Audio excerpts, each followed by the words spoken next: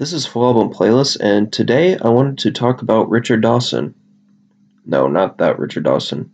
But seriously, the British artist Richard Dawson and his fourth album, Nothing Important. This is an interesting album for me for many reasons, and for some reason I am just drawn to it every once in a while. And when the mood does strike me to listen to this underappreciated masterpiece, I am always blown away by it.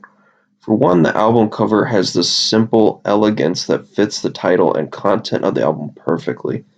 It's not flashy, but it does give off a vibe that the album is just a flash in the pan. Like it's nothing important and is fizzling away at the bottom of a frying pan. Okay, last time. This is drugs. This is your brain on drugs. Any questions? It also uses negative space in a satisfying way that almost makes it feel like I'm looking up at the night sky until I take a closer look and notice that these are little bubbles and not faraway galaxies. And so far, I've only talked about the album cover, but a lot of what I've already said actually applies to the music as well. The one thing that any listener of this will instantly notice is the spacey, lo-fi, distorted, dissonant guitar plucking that feels like Dawson's trademark at this point. The album kicks off with Judas Iscariot,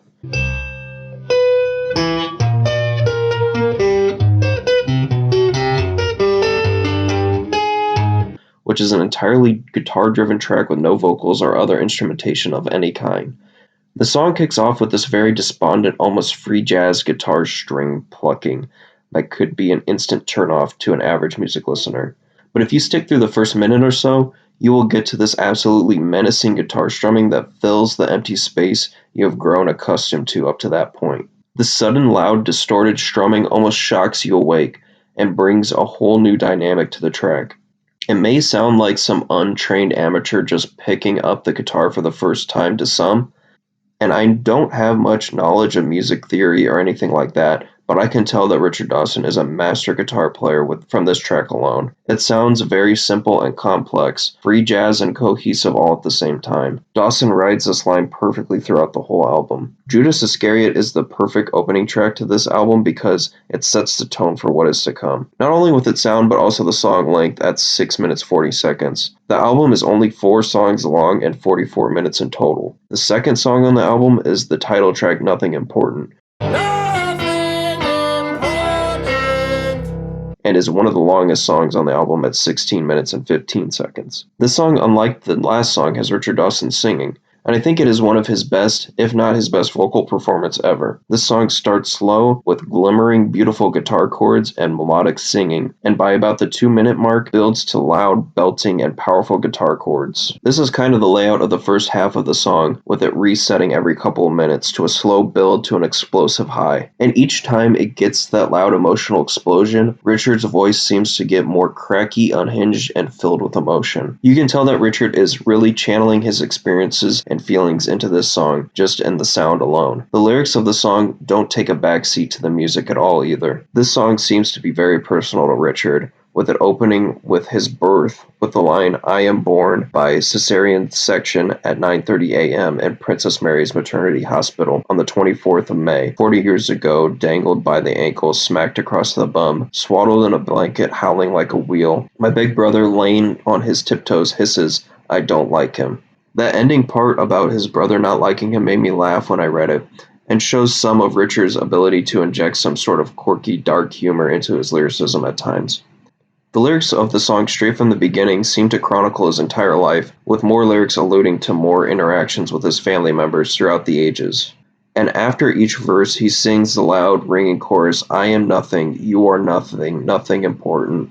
Death within a dream." This chorus comes after descriptions of often dark times in his life, or normal, mundane times in his life, or dark events involving injury, harm, or the death of his family members. At about the halfway point of the song, we see a change in the music from the structure to a more free-flowing instrumental and change in vocal styles, with the song going through so many changes that it feels impossible to describe without just telling you to listen to it yourself. The song eventually ends with a very depressing note, with the lyrics, "In the end, it wasn't meant to be. He was the most beautiful thing I had ever seen. He survived for 7 days before he slipped away." Not exactly sure if this is implying that Richard lost a child somehow, but that is how it sounds in the song and reading the lyrics. It's hard to say if this actually happened to Richard because there unfortunately isn't a ton of info out there about him, and whenever I try to look up anything about it, I just keep getting more results of that Richard Dawson.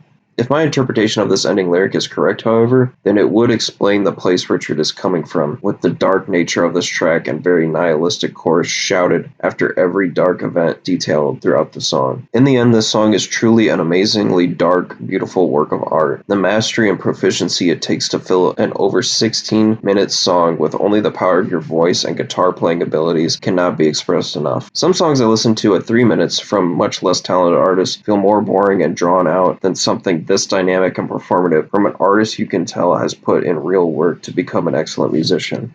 The third song on the album, titled "The Vile Stuff," ends up being the longest song on the album at 16 minutes 27 seconds.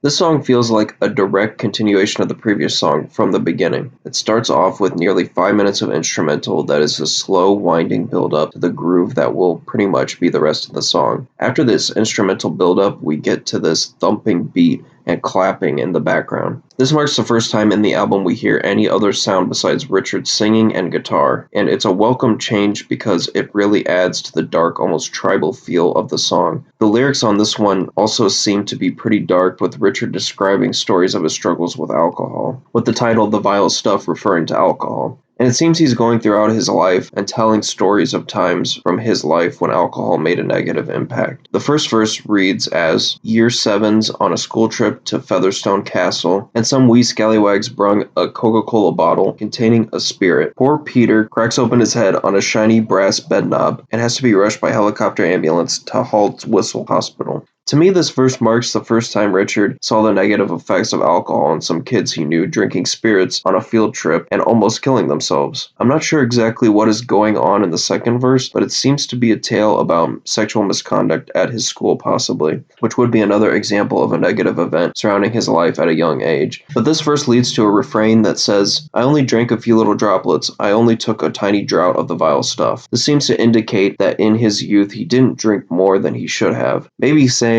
like, "I know better than to crack my head on a bedpost," like the kid in the first story. But then we get back into the third and fourth verses, which say, "Drowning Asta's own brand stubbies in the lad's bogs. I listen to the dull reflection of a carolyn in the toilet bowl. My A-levels drifting away from me. Matthew Mooney's hockle in my hair smells like menthol tabs. Outside the chip shop, Thaddeus Wagstaff fractures my cheekbone. 3 empty cans of Castlemaine Quadruple X go rolling down my trouser leg. Blood, snot, and curry coalesce in the corners of my nails. My friends drifting away from me." These verses indicate to me that he is now either a late teenager or possibly an adult in his 20s and is now personally struggling with alcohol and no longer telling the stories of others' struggles, with the fourth verse indicating that he got into a bar fight. It seems like it may have been a close friend as well, with him ending those verses with "my friends drifting away from me," like his alcoholism is ruining his relationships. These verses also lead into the same refrain, which now feels like him trying to cope with his alcoholism. Like, "I'm not an alcoholic, I'm just taking a few sips of the vile stuff." Richard is also singing these verses and refrains with a lot of emotion. He holds the notes for the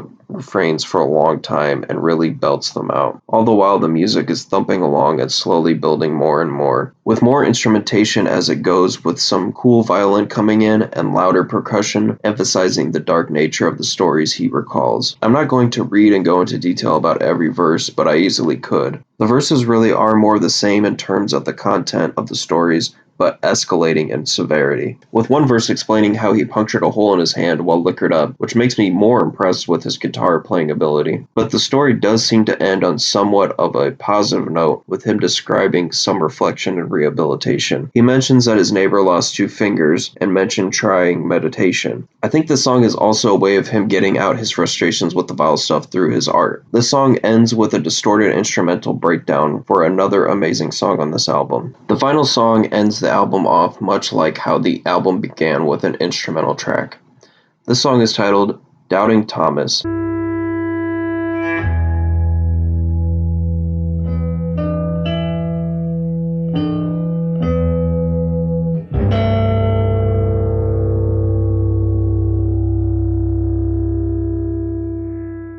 It is the shortest song on the album at 4 minutes 48 seconds.